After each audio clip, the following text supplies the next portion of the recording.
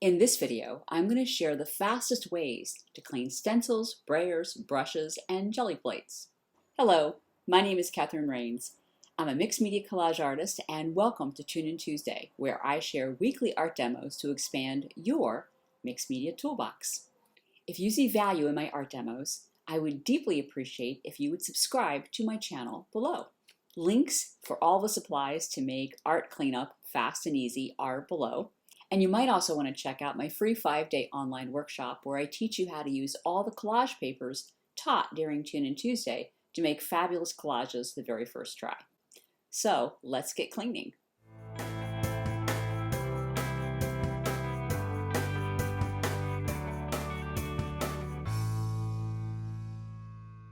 So I'm going to be showing you the most efficient, fastest way of cleaning stencils, brushes, brayers, and jelly plates. And let's start with stencils.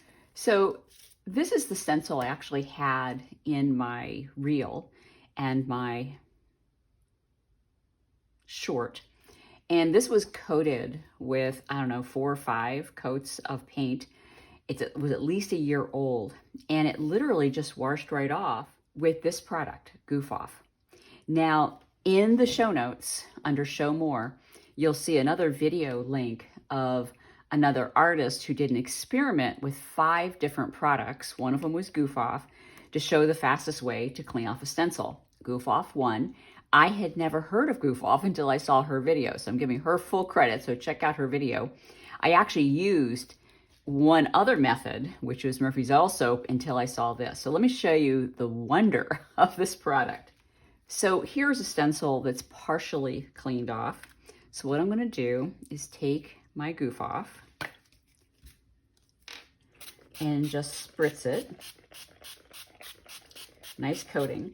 And then I'm going to let it sit for maybe 3 or 4 minutes. I'm just going to put it aside, and we're going to move on to brushes while that kind of saturates the stencil. Now, I don't know about you, but I'm pretty bad on brushes. So I do let them soak in water as I'm painting, or as I use them, so that they stay fairly moist and they're easier to wash off.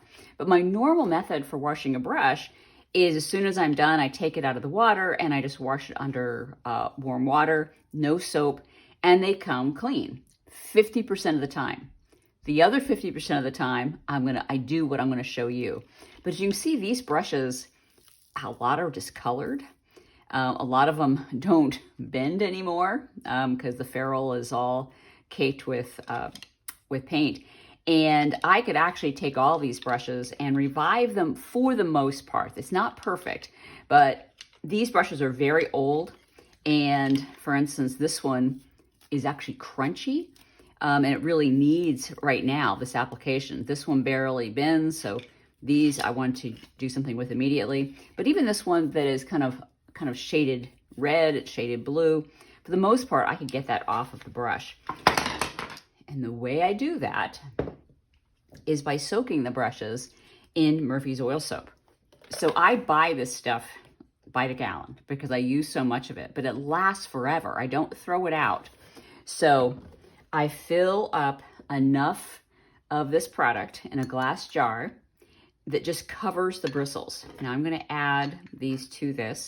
I generally let them soak for 24 hours. And this one in particular has been soaking. It's got blue and all kinds of paint on it. So the way I do this is I just rub off the paint that is already kind of melted on here. And if I had a running water source right in front of you, I would do this, but there's no running water here. So I just got a tub of water and I just rinse it off in water. And it's pretty much a miracle thing. For the most part, all the paint will come off, assuming that I have let it soak, has to soak. And I know it depends on how much paint is on the brush, will depend on how long I have to get it to soak. So this is not perfect because I don't have a running water source here, but for the most part, that one's clean. And I'll let these wait for 24 hours and I will do the same thing to them.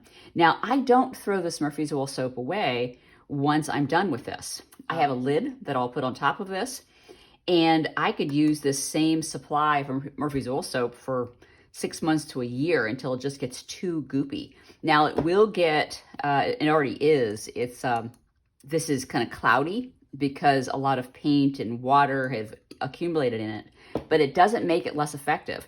Over time, the jar of Murphy's Oil Soap does go down, from, taking it off my brush, it just kind of goes down. And then I just put more Murphy's Oil Soap on top. So it lasts a really long time. Now, when I dispose of this, I do have a container that I put all of my acrylic ink and water into, and I let it evaporate outside because this would hurt my pipes. Let's go back to this beautiful stencil. It's been soaking for a few minutes, and all you do, this is a scouring sponge, so it's got a little bit of scour to it, or rough edge, and I just rub it off. Very little efforting. The one that I did in my reel and short, it really only took me 3 minutes. And I just reapplied this goof off just a couple times. Like here, it's particularly a little harder, so I would just reapply. And if I had let this sit maybe a couple more minutes, it probably would have all come off very easily. Just that I'm filming, so I rushed it just a tiny bit. So I rinsed it off. I'll put another short application. Goof off.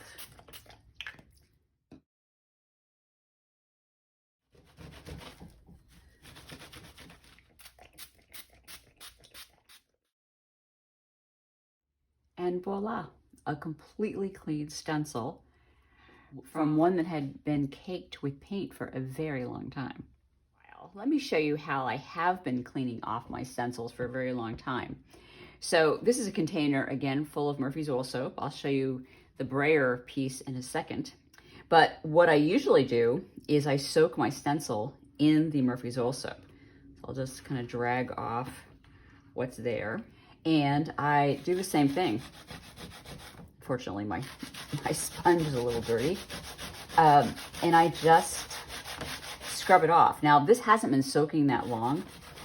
Usually I'll soak it overnight, and it literally just dissolves. It takes mere minutes to do, but I have to soak it first. So some of it's coming off. The top layer of this is coming off. But with Goof Off, it comes off right away. So as you can see, it started to come off. And so while I'm at it, I think I'm just going to, might as well clean this one. And I'll show you the result when I'm done. And I'm gonna let this sit probably for, I don't know, we'll give it 5 minutes. And I did let it sit for 5 minutes, just so you're not bored with watching me scrub. I'm speeding this up. But really, it didn't take me any more than 2 or 3 minutes to get this completely clean.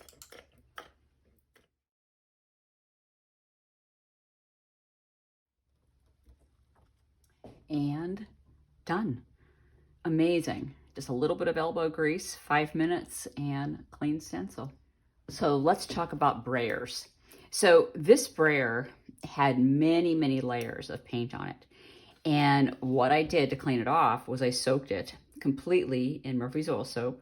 Now this is a Tupperware container, so when I'm done soaking it, I just seal it back up. And that's the same thing I do for my brush container. And that's what I'm going to do with this. So this is caked on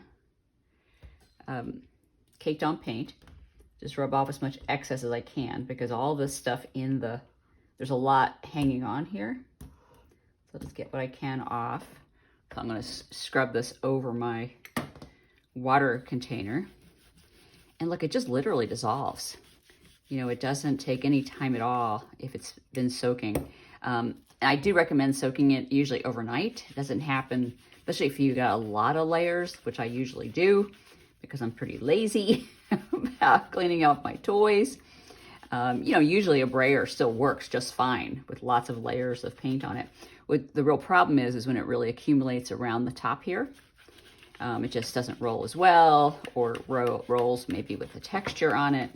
So I just washed off all the excess, and pretty much this one is clean. You know, literally took me a couple minutes. Mostly it was in front of you.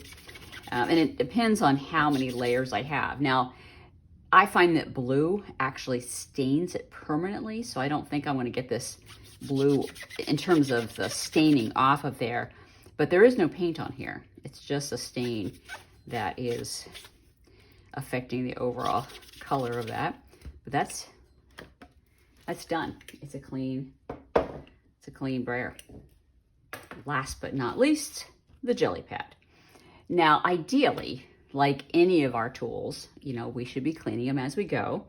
But with the jelly pad, you know, even though I'm pulling prints and most of the paint comes off with the print, you know, there seems to be this accumulation along the sides.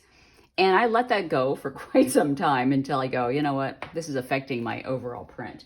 So eventually I clean it off. Now, on an everyday basis, you know, after I'm done playing for the day, I could use baby oil or mineral oil, and a lot of this will scrape up. It takes a lot of work to do it. Or I could use baby wipe. That also works really well. But if it gets this grimy, it's really hard to get it off. So what I use is the handy dandy packing tape. And I just pull off a sheet. And I love it when it's that grimy like that, because all that paint will come off with it. I'm just gonna make sure it's adhered really well. And while I'm at it, I might as well do this one too.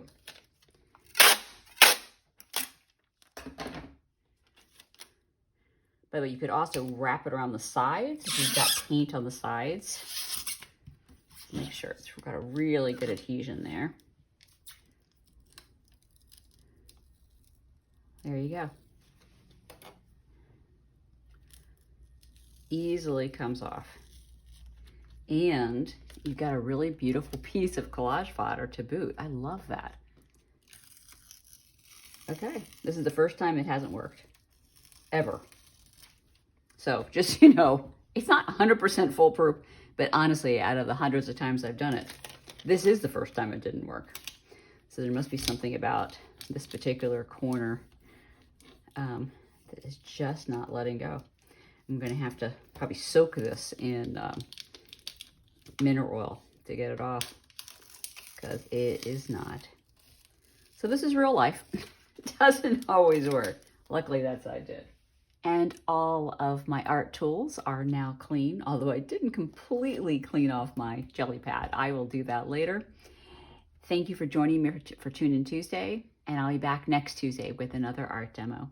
If you liked this video, found it useful, I would deeply appreciate if you would give me a thumbs up and also subscribe. Have a beautiful week. Bye-bye.